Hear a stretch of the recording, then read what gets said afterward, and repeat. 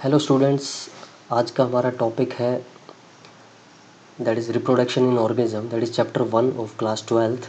सो इस चैप्टर में हम क्या बात करने वाले हैं उसके बारे में भी ज़रा विस्तार से जानकारी ले लेते हैं। तो ये चैप्टर 1 हमने आज स्टार्ट कर दिया, रिप्रोडक्शन इन ऑर्गेनिज्म। तो स्टार्ट करते हैं इसकी बात। तो सबसे पहले व्हाट इज़ रिप्रोडक्शन। देखिए, रिप्रोडक्शन का सिंपल मतलब क्या है। रिप्रोडक्शन का सिंपल मतलब है कि एक ऑर्गेनिज़म जो पहले से प्रोड्यूस हो चुका है, अब जब वो दोबारा से प्रोड्यूस करेगा, वो खुद प्रोड्यूस करेगा, तो वो क्या कहलाता है, रिप्रोडक्शन। ठीक है, वो क्या कहलाता है, रिप्रोडक्शन। यहाँ देखिए आप, प्रोडक्शन हो चुकी है किसी चीज़ की, अब दोबारा से जब हम उसको प्रोड्यूस करते हैं तो उस चीज़ को हम क्या लगा देते हैं, री लगा देते हैं। ठीक है ना। तो दैट इज़ जैसे रीजनरेशन है ना, रिप्रोडक्शन इसी तरह से।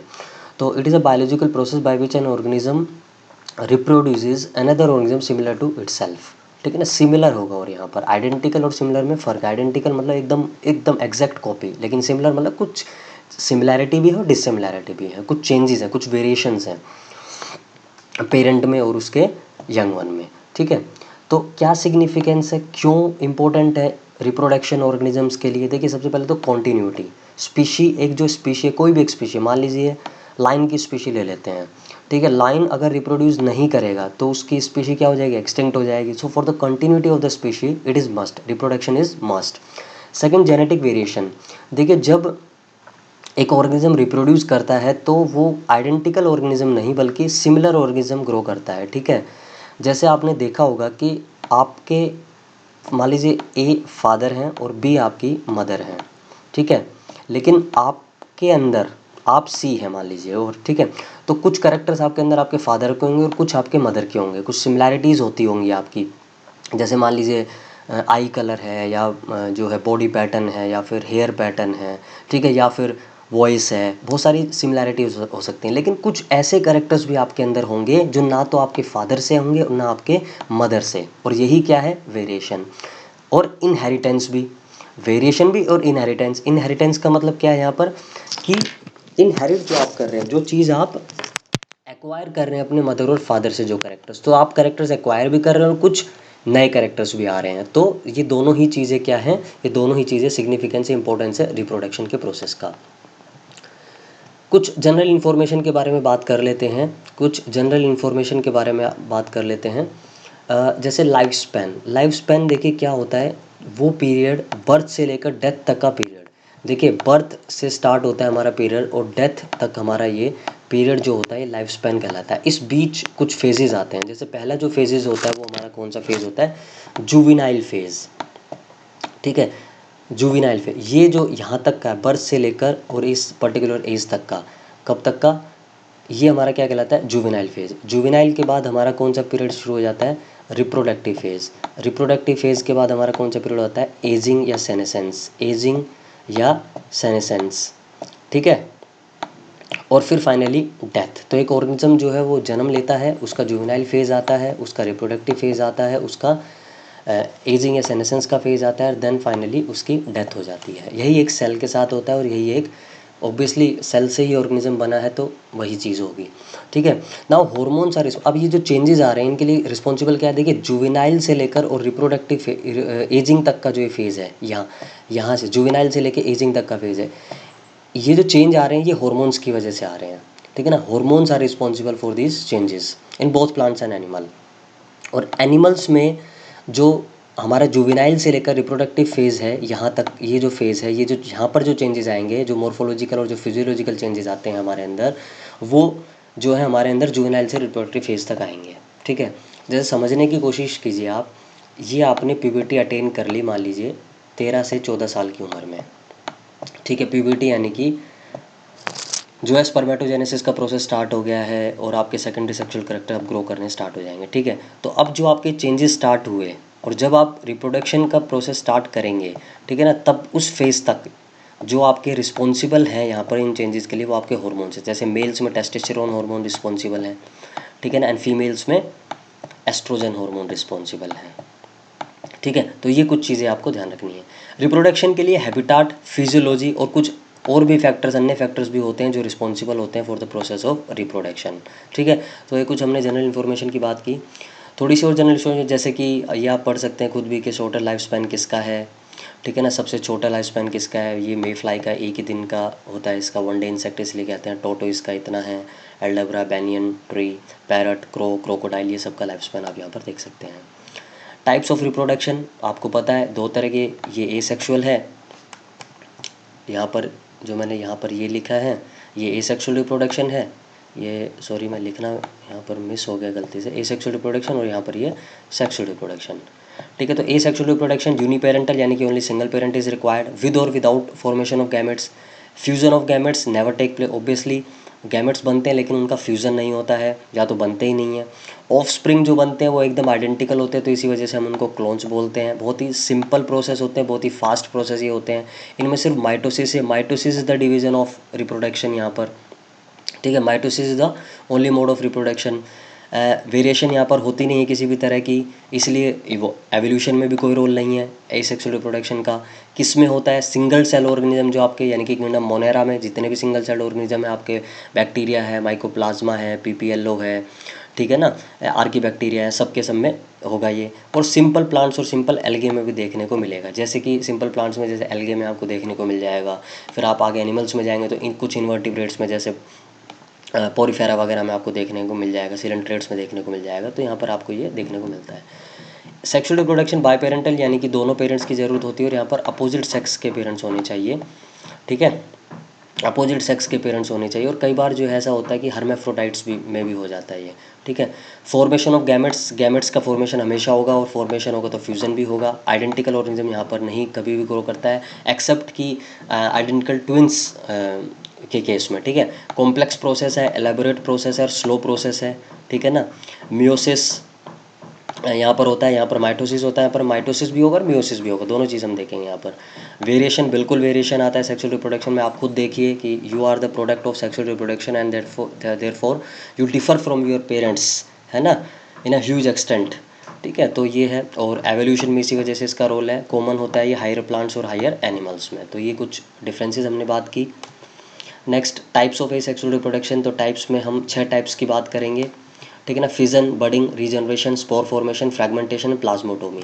सबसे पहले फिजन से स्टार्ट करते हैं। फिजन में क्या है, फिजन में जो है binary fission and multiple fission. Binary का मतलब ही क्या है, दो, बाई का मतलब है यहाँ पर दो। ठीक है, तो एक पेरेंट सेल जो है दो इक्वल डॉटर सेल में जब डिवाइड हो जाता है तो उस तरह के फिजन, फिजन का मतलब होता है टूटना, ब्रेक डाउन। ठीक है, तो जैसे अमीबा, ये देखिए ये पेरेंट सेल है अमीबा में, ये इसका न्यूक्लियस है, ये ब्लू वाला।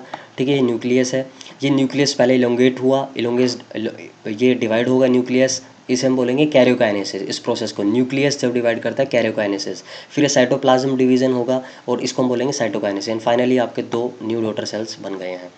मल्टीपल फिजन में क्या होता है, सिंपल इसमें जो है सिंपल बाइनरी फिजन से ये थोड़ा डिफर करता है। कैसे, क्योंकि यहाँ पर जो पेरेंट सेल जो है वो जो है न्यूमरस डॉटर सेल में स्प्लिट हो जाता है, डिवाइड हो जाता है, इन केस ऑफ प्लाज्मोडियम। ठीक है, प्लाज्मोडियम के केस में ऐसा होता है।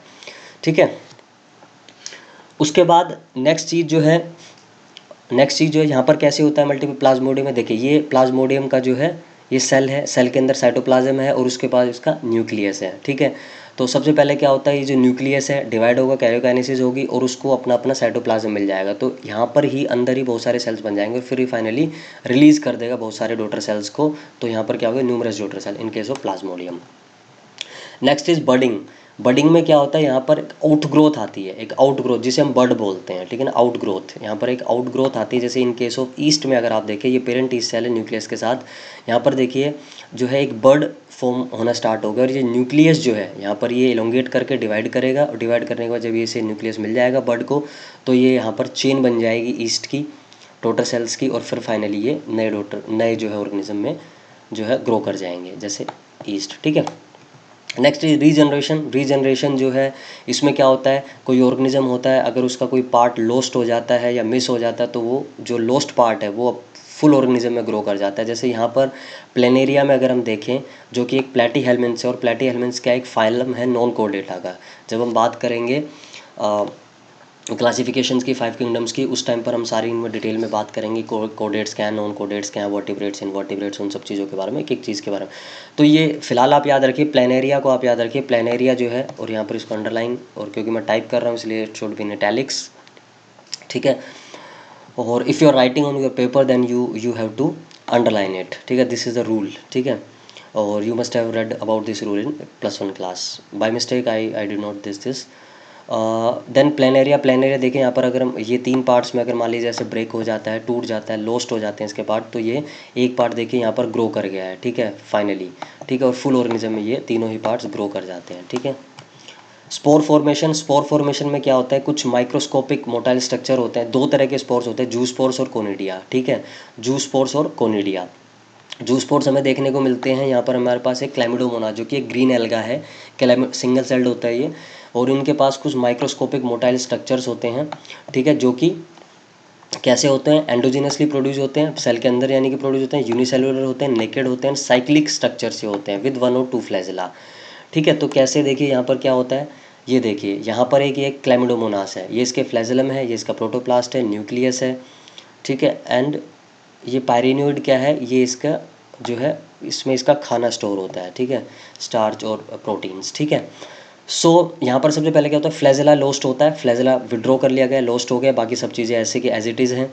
नेक्स्ट अब क्या होगा, अब वही nuclear division and cytoplasmic division, ये देखिए सेल्स बन गए हैं अंदर ही, और यहाँ पर फॉर्मेशन ऑफ, ये देखिए जू स्पोर्स बन गए हैं, एंड फॉर्मेशन ऑफ जू स्पोर्स, एंड देन जू स्पोर्स को क्या आ जाएगा दोबारा से flagella, and flagella will again grow into a जो है इंडिविजुअल, ठीक है ना। सो और ये फिर फाइनली यही साइकिल्स चलती रहेगी, ठीक है। इन केस ऑफ कोनिडिया, पेनिसिलियम के केस में ये होता है, कोनिडिया नॉन मोटाइल स्ट्रक्चर से होते हैं, या तो चेन्स की फॉर्म में होते हैं, सिंगल भी होते हैं। ये देखिए यहाँ पर पेनिसिलियम है, ये पेनिसिलियम की हाइफे है, और यहाँ पर ये स्ट्रक्चर्स बन गए कोनिडिया, और ये कोनिडिया जो है नए पेनिसिलियम को जन्म देंगे। फ्रेगमेंटेशन में क्या होता है, यहाँ पर फ्रेगमेंटेशन में ये होता है भाई कि पेरेंट बॉडी जो है ब्रेक इनटू 2 और मोर फ्रेगमेंट्स, जैसे स्पायरोगायरा में, जो कि अगेन एक फिलामेंटस अलगे है, प्लेनेरिया, हाइड्रा, ठीक है, हाइड्रा एक सिलेंट्रेटा है, फाइलम सिलेंट्रेटा में आता है, प्लेनेरिया बताइए आपको, ठीक है। सो यहाँ पर देखिए ये जो ग्रीन ग्रीन दिख रहा है, ये क्या है, स्पायरल क्लोरोप्लास्ट होता है एक्चुअली इसके पास, ठीक है, ये बीच में जो मेमोरी लेयर है, और ये इनके पास न्यूक्लियस है, ठीक है। तो यहाँ से अगर आप इसको फ्रेगमेंट मतलब इसको काट देंगे आप इसको, तो ये जो है ग्रो कर जाएगा एक नए इंडिविजुअल में, एक नए सेल में, ठीक है, मतलब एक नए ऑर्गेनिज्म में, ठीक है। अब कुछ बच्चे पूछते हैं कि सर फ्रेगमेंटेशन और रीजनरेशन तो हमें एक जैसा लग रहा है, so what is the difference between these. देखिए फ्रेगमेंटेशन दोनों ही सेक्सुअल रिप्रोडक्शन के एक तरह से मीन है, बट यहाँ पर देखिए क्या हो रहा है, पेरेंट की बॉडी ब्रेक हो रही है 2 या 2 से ज़्यादा फ्रेगमेंट्स में, ठीक है।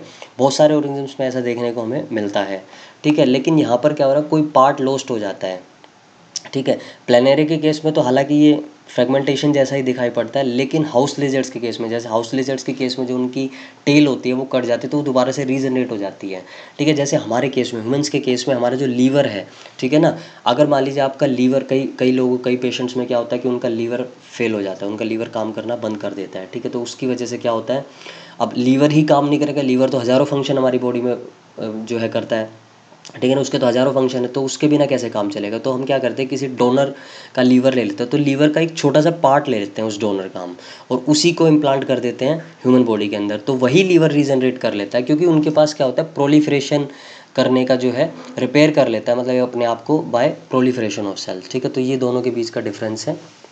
यहाँ पर पूरी की पूरी पेरेंट बॉडी ब्रेक हो रही है, वहाँ पर कुछ पार्ट्स ही ब्रेक होते हैं, ठीक है।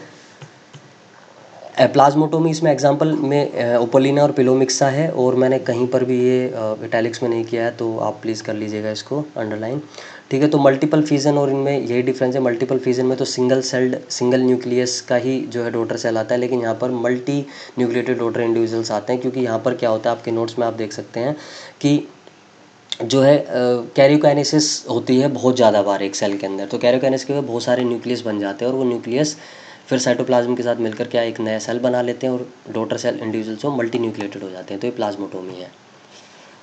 Asexual reproduction in vegetative, in plants में अगर हम उनको देखें एसेक्सुअल रिप्रोडक्शन को, तो वेजिटेटिव प्रोपोगेशन के नाम से हम इसको जानते हैं। और वेजिटेटिव प्रोपोगेशन क्यों जानते हैं, क्योंकि वेजिटेटिव का मतलब है जो वेजिटेटिव पार्ट, 2 पार्ट्स होते हैं प्लांट्स में, एक वेजिटेटिव पार्ट, एक रिप्रोडक्टिव पार्ट। वेजिटेटिव पार्ट होते हैं हमारे रूट, स्टेम और लीफ, रिप्रोडक्टिव पार्ट होता है फ्लावर, ठीक है। तो प्रोपोगेशन का क्या मतलब, प्रोपोगेट करना मतलब बढ़ना एक तरह से, ठीक है ना, प्रोपोगेट करना, मल्टीप्लाई करना, ठीक है। तो इसमें क्या होता है, new plants are formed from vegetative part like root, stem and leaf, ठीक है। और ये कॉमन होता है हायर प्लांट्स में, जो फ्लावरिंग प्लांट्स हैं, एंजियोस्पर्म्स, यानी कि फ्लावरिंग प्लांट्स को हम एंजियोस्पर्म्स बोलते हैं, नॉन फ्लावरिंग प्लांट्स को हम जिम्नोस्पर्म्स बोलते हैं, ठीक है। अब टाइप्स, बिल्कुल स्टेम से जो वेजिटेटिव प्रोपोगेशन होती है उसमें ये स्टेम्स के ही कुछ स्ट्रक्चर्स हैं, मॉडिफाइड स्ट्रक्चर हैं, जिनको हम runner, offset, tubers, rhizome, bulb, corm, sucker, stolon ऐसे अलग अलग नाम से जानते हैं। और अलग अलग प्लांट्स में, अलग अलग क्रॉप्स में ये हमें देखने को मिलता है। जैसे रनर साइनोडोन, डूब ग्रास, जो नॉर्मली जो आप ग्रास देखते हैं वही साइनोडोन। ऑफसेट आपको वाटर हाइसनिथ में देखने को मिलेगा, ठीक है। ट्यूबर्स आपको पोटैटो में देखने को मिलेगा। तो अलग अलग ये देखने को मिलेगा। अब आप समझ नहीं पाएंगे जब तक आपको पिक्चर नहीं देखने को मिलेगी। तो मैं आपको पिक्चर दिखाता हूँ ताकि आप इमेजिन कर जाएँ। ये देखिए, ये सबसे पहले हमने देखा है रनर साइनोडोन। यहाँ देखिए, यहाँ देखने वाली बात ये है कि स्टेम की ही मॉडिफिकेशन है ये सारी।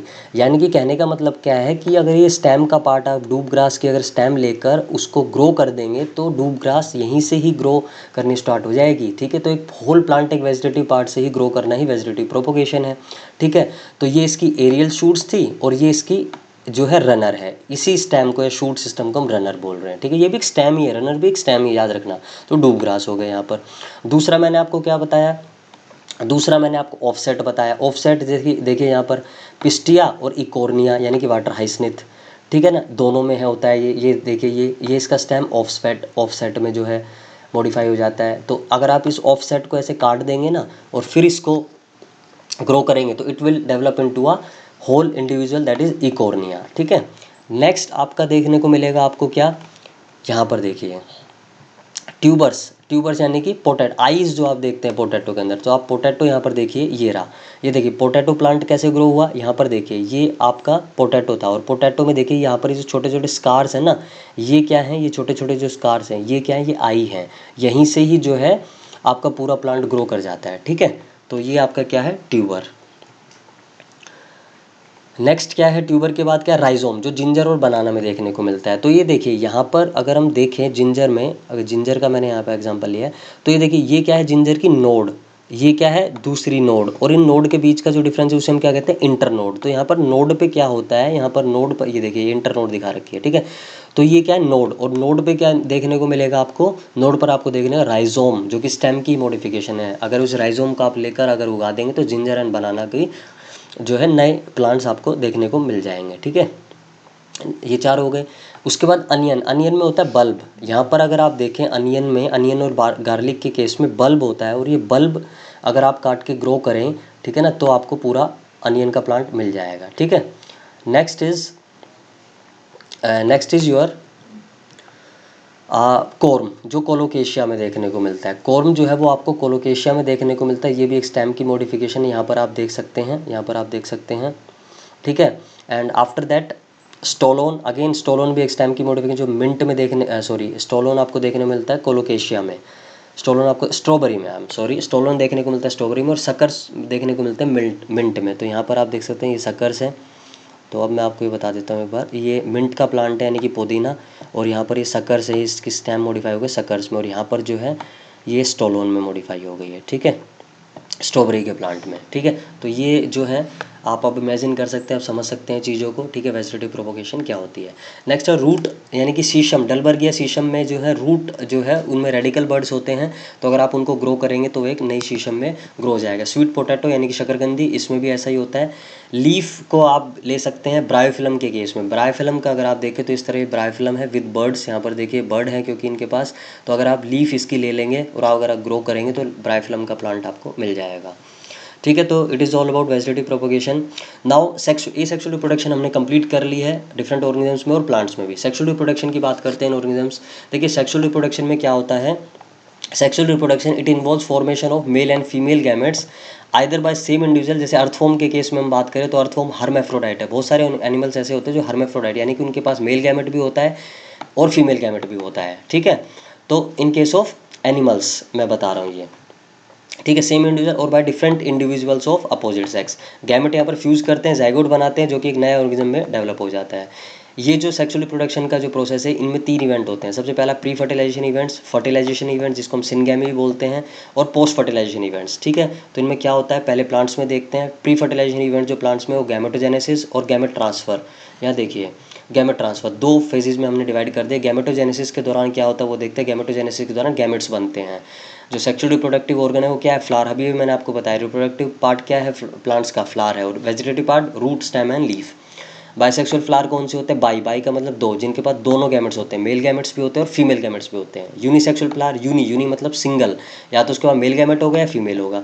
तो यूनिसेक्सुअल अगर मेल फ्लावर है तो उसको हम बोलते हैं स्टेमिनेट फ्लावर, और अगर यूनिसेक्सुअल फीमेल फ्लावर है तो उसको हम बोलते हैं पिस्टिलेट फ्लावर, क्योंकि स्टेमिनेट मतलब स्टेमन, ठीक है ना, स्टेमन जो फीमेल पार्ट है, और पिस्टिलेट यानी कि पिस्टिल या कार्पल, ठीक है, जो फीमेल पार्ट है। मोनोशियस प्लांट कौन से होते हैं? वो प्लांट जिनके पास दोनों तरह के फ्लावर्स होते हैं, दोनों तरह के फ्लावर्स होते हैं, यानी कि मेल फ्लावर भी होगा और फीमेल फ्लावर भी होगा। Example is coconut, monoecious plant, यानी कि एक ही प्लांट के पास दोनों। डायोशियस यानी कि एक ही या तो मेल फ्लावर होगा या फीमेल फ्लावर होगा, डायोशियस प्लांट, जैसे पपाया, पपीता। सर्टेन प्लांट्स, कुछ ऐसे भी प्लांट्स आपको देखने को मिलेंगे जो अपनी लाइफ टाइम में सिर्फ एक ही बार रिप्रोड्यूस करते हैं, और एक ही बार रिप्रोड्यूस करते हैं का सीधा मतलब क्या है कि एक ही बार उनमें फ्लावरिंग होती है, और उन प्लांट्स को हम बोलते हैं मोनोकार्पिक प्लांट। जैसे कि व्हीट, बैम्बू एक क्या है? बैम्बू एक ग्रास है, याद रखना। बैम्बू लगता है ट्री जैसा है but it is a grass. Wheat ठीक है ना, व्हीट आप देख सकते हैं, व्हीट को आप रबी क्रॉप में जो है sown, it is sown in rabi crop and it is harvested in जो है इस मार्च अप्रैल, यानी कि समर में जो है उसका हम हार्वेस्ट कर लेते हैं। तो एक ही बार तो उसमें फ्लावरिंग हुई, ठीक है। राइस में भी ऐसे ही होगा, मेज़ में भी ऐसा ही होगा। कुछ देखिए, एनुअल और जो बाइनल प्लांट्स होते हैं, यानी कि एनुअल प्लांट का मतलब क्या है, जो पूरे साल में एक ही बार ग्रो होते हैं, ठीक है, या बाइनल जो 2 साल में एक बार, वो तो क्लियर कट अपना वेजिटेटिव, अपना रिप्रोडक्टिव और अपना सेनेसेंट शो करते हैं। लेकिन जो पेरेनियल प्लांट है, यानी कि जो पूरी साल ग्रो करते रहते हैं, कुछ प्लांट्स ऐसे होते हैं जो पेरेंट, जैसे एवरग्रीन फॉरेस्ट में, अगर आप ट्रॉपिकल एवरग्रीन फॉरेस्ट में देखेंगे, यानी कि इक्वेटर की, अर्थ की इक्वेटर के दोनों तरफ अगर आप देखेंगे, you will find tropical evergreen forest, और वहाँ पर आपको पेरेनियल प्लांट्स मिलेंगे। क्यों? क्योंकि वह सबसे ज़्यादा बारिश होती है उस रीजन में, ठीक है ना। जैसे अमेजोन की फॉरेस्ट आपको मिलेंगे, ठीक है ना, अमेजोन की फॉरेस्ट में ट्रॉपिकल एवरग्रीन फॉरेस्ट, जैसे हमारे नॉर्थ ईस्ट में, हमारे वेस्टर्न घाट्स में, यानी कि जो महाराष्ट्र वाला जो रीजन है थोड़ा सा साइड में, वेस्ट साइड वाला, ठीक है ना, अरेबियन सी वाला, वहाँ पर एक स्ट्रोबिलंथीस कुंतियाना नाम का एक प्लांट होता है जो कि फ्लावर देता है हर 12 साल में। लास्ट बार इसने फ्लावरिंग दी थी सितंबर 2018 में, और ये आप देख इसके नीला कुरुंजी भी बोलते हैं। ये देखिए इस तरह के फ्लावर दिखाई पड़ते हैं और इस तरह का हो जाता है। और आप देखेंगे केरला में मुन्नार एक डिस्ट्रिक्ट है, वहाँ पर आपको देखने को मिलेगा, और जब ये ग्रो करता है ना तो इस तरह के पूरी पहाड़ियाँ वहाँ पर हो जाती हैं। तो बहुत ही बेहतरीन नज़ारा ये देखने का होता है। तो आई होप कि आपको ये बातें समझ में आ गई होंगी। Now second is pre fertilisation में गैमेट का ट्रांसफ़र। देखिए गैमेट का ट्रांसफ़र जरूरी है। क्यों जरूरी है? क्योंकि कुछ केसेस में तो ऐसा होता है लोअर प्लांट्स में, जैसे हम देखें कि मेल और फीमेल गैमेट दोनों मोटाइल हो जाते हैं, चलिए मान ली बात। लेकिन कुछ एल्गे में, ब्रायोफाइट्स में और टेरिडोफाइट्स में जो वाटर है वो गैमेट का ट्रांसफ़र करवाता है। और एंजियोस्पर्म यानी कि फ्लावरिंग प्लांट्स में पोलन ग्रेन्स, ठीक है ना, दे आर रिस्पॉन्सिबल, सॉरी, हाँ, actually they are responsible for transferring the male gamete, ठीक है, क्योंकि pollen grains is male gametophyte, और वो मेल गैमेट को ट्रांसफर करवाएगा। कैसे? By the process of pollination, जिसके बारे में हम बात करेंगे, ठीक है। तो ये बात आपको समझ आ गई होगी गैमेट ट्रांसफर की। ये हम प्लांट्स के बारे में बात कर रहे हैं। Now fertilisation events. फर्टिलाइजेशन के इवेंट्स में क्या होता है? डबल फर्टिलाइजेशन होगा, यानी कि सिनगैमी। इस सिनगैमी में क्या होगा? जो पोलन ग्रेन है ना, वो 2 मेल गैमेट रिलीज करते हैं, 2 मेल गैमेट। तो एक मेल गैमेट तो क्या करेगा, एम्ब्रियो सैक में जाकर एग के साथ वो कर जाएगा, तो ये मेल गैमेट हो गया, और ये इसने किसके साथ मिक्स हो गया? एग के साथ, ठीक है ना, एग के साथ, और क्या बना देगा? जाइगोट बना देगा। लेकिन दूसरा जो मेल गैमेट है वो किसके साथ मिल जाएगा? पोलर न्यूक्लियाई के साथ मिल जाएगा, और क्या बना देगा? प्राइमरी एंडोस्पर्म न्यूक्लियस बना देगा, प्राइमरी एंडोस्पर्म न्यूक्लियस, पेन, ठीक है। तो सिनगैमी तो कहलाएगी ये जो पहला वाला प्रोसेस हो रहा है, मेल गैमेट, पहला मेल गैमेट एग के साथ जो मिल रहा है। और ट्रिपल फ्यूजन क्यों बोलते हैं वो मैं आपको बताऊंगा। ये वाला प्रोसेस है ट्रिपल फ्यूजन, इसलिए बोलते हैं, देखिए, क्योंकि ये दूसरा मेल गैमेट क्या है? हैप्लॉइड, और 2 पोलर न्यूक्लियाई हैं, तो एक हैप्लॉइड और दूसरा हैप्लॉइड, तो 3 N हो गए, इसलिए इसको ट्रिपल फ्यूजन बोलते हैं, ठीक है। लेकिन यहाँ पर तो एक N और एक N तो डिप्लॉइड, यानी कि पोलैरिटी जो क्या चेंज हो जाएगी? डिप्लॉइड में हो जाएगी। पोस्ट फर्टिलाइजेशन इवेंट्स में हम क्या देखते हैं कि प्राइमरी एंडोस्पर्म न्यूक्लियस जो है वो एंडोस्पर्म में डेवलप हो जाएगा, जाइगोट एम्ब्रियो में डेवलप हो जाएगा, ठीक है, और ओव्यूल से क्या बन जाएंगे? सीड्स बन जाएंगे, और ओवरी से क्या बन जाएगा? फ्रूट बन जाएगा, ठीक है ना, जो कि आप जनरली खाते हैं, जो कि एडिबल्स होते हैं, ठीक है। एनिमल्स में यही चीज़ें हम एनिमल्स में देखते हैं सेक्सुअल रिप्रोडक्शन की। तो सबसे पहले सेक्सुअल रिप्रोडक्शन में क्या आता है? Pre fertilization event.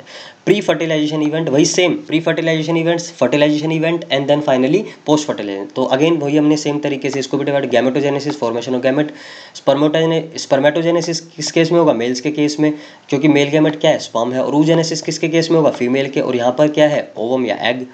गैमेट्स यहाँ पर हमेशा हैप्लोइड होंगे, ऑब्वियसली गैमेट्स हमेशा हैप्लोइड होंगे। गैमेट ट्रांसफर कैसे होगा, मेल ऑर्गन जो है वो डिपॉजिट करती है गैमेट को, यानी कि स्पर्म को इन द फीमेल को gamete bye the process of copulation.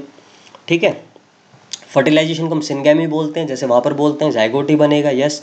Parthenogenesis क्या होता है, देखिए पार्थिनोजेनेसिस में क्या होता है कि without the involvement of male gamete, जो फीमेल गैमेट होती है it undergo development to form a new organism, वो एक नए ऑर्गेनिज्म को जन्म देती है without the involvement of male gamete, that is without fertilisation. और ये किस केस में होता है, रोटीफर्स, हनी बीज, ठीक है ना, जो मधुमक्खी होती है, लीजर्ड, ठीक है। And then finally turkey. Turkey क्या है, टर्की एक देश भी है और टर्की एक बर्ड का नाम भी है, ठीक है। और आप गूगल कर सकते हैं, देख लेना इसकी पिक्चर। रोटीफर्स क्या होते हैं, देखिए रोटीफर्स जो है ये एक्वेटिक इन्वर्टिब्रेट्स होते हैं और ये माइक्रोस्कोपिक होते हैं। एक्वेटिक इन्वर्टिब्रेट मतलब नॉन कोरेट्स, मतलब कोडेट वर्टिबल कॉलम इनके पास नहीं होते, और ये माइक्रोस्कोपिक होते हैं, जनरली एक्वेटिक होते हैं, ठीक है, यानी कि पानी में रहने वाले होते हैं रोटीफर्स, ठीक है।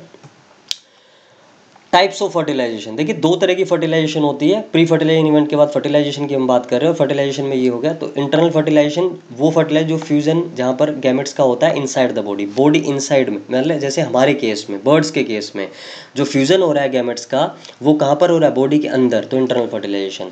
यहाँ पर स्पर्म्स ज़्यादा होते हैं but egg are less in number. Birds, mammals, higher plants में ऐसा हमें इंटरनल फर्टिलाइजेशन देखने को मिलता है। एक्सटर्नल फर्टिलाइजेशन क्या होता है, जब गैमेट्स का fusion outside the body, body के बाहर होता है। यहाँ पर बहुत सारे गैमेट्स रिलीज किए जाते हैं, क्योंकि आउटसाइड द बॉडी रिलीज किए जा रहे हैं ना, तो they are more prone to predators, predators उन्हें खा सकते हैं, ठीक है, वैसे भी डिस्ट्रॉय हो सकते हैं, तो वो चीज़ है। चांसेस इस वजह से बढ़ाने के लिए फर्टिलाइजेशन के large number of gametes are release. बोनीफिशियस यानी कि ओस्टिक्थिस और फ्रॉग्स, एल्गे में हमें देखने को मिलता है एक्सटर्नल फर्टिलाइजेशन। फ्रॉग्स में भी आपको देखने को मिलेगा, फ्रॉग में आपको एक्सटर्नल फर्टिलाइजेशन देखने को मिलेगा। पोस्ट फर्टिलाइजेशन इवेंट में क्या होता है, जाइगोट की डेवलपमेंट होती है, एम्ब्रियोनिक डेवलपमेंट, ठीक है, और ये इंटरनल हो सकती है, एक्सटर्नल हो सकती है, ठीक है ना। एम्ब्रियोजेनेसिस की अगर हम बात करें, एम्ब्रियोजेनेसिस का प्रोसेस यानी कि एम्ब्रियो का डेवलपमेंट फ्रॉम द जाइगोट। इस दौरान क्या होता है, जाइगोट के अंदर जो है सेल का डिवीजन होता है, सेल के नंबर्स बढ़ते हैं और साथ में सेल का डिफ्रेंशिएशन होता है to form the specialised tissue, तो ये एम्ब्रियोजेनेसिस है। दो तरह के एनिमल्स देखने को मिलते हैं, एक होते हैं ओविपेरस एनिमल्स, एक होते हैं ओविपेरस एनिमल्स जो कि फर्टिलाइज्ड एग को रिलीज करते हैं, ठीक है, और एक होते हैं वीपेरस जो कि यंग वन को जो है जन्म देते हैं। यहाँ पर इनके एग में जो है कैल्शियस सेल्स यानी कि कैल्शियम की बनी हुई एक शेल होती है, और यंग वन जो है उसको हैच करके, उसको तोड़कर जो है बाहर निकलता है after a period of incubation, ठीक है ना। जैसे हम कहते हैं कि मुर्गियाँ जो अंडे सेव रही हैं, ठीक है, तो सेवना जो है एक्चुअल में इंक्यूबेशन प्रॉपर टेम्परेचर देना, प्रॉपर वहाँ पर कंडीशंस डेवलप करना, तो मुर्गी वहाँ पर हैन जो है उस केस में कर रही है।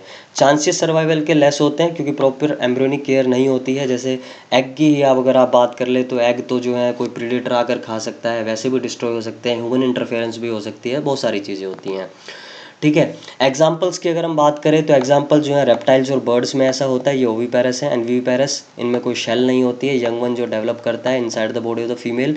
चांसेस जो होते हैं सर्वाइवल के बिल्कुल ज़्यादा होते हैं क्योंकि बॉडी के इनसाइड में, बॉडी के अंदर डेवलपमेंट हो रही है ना, और क्योंकि प्रॉपर, और इसी वजह से प्रॉपर एम्ब्रियोनिक केयर मिल रही है, तो चांसेस सर्वाइवल के ज़्यादा हैं। जैसे हमारे केस में है, मोर्टेलिटी बहुत ज़्यादा है, ठीक है, सॉरी नेटिलिटी जो है वो ज़्यादा है, ठीक है ना, मोर्टेलिटी कम है, ठीक है।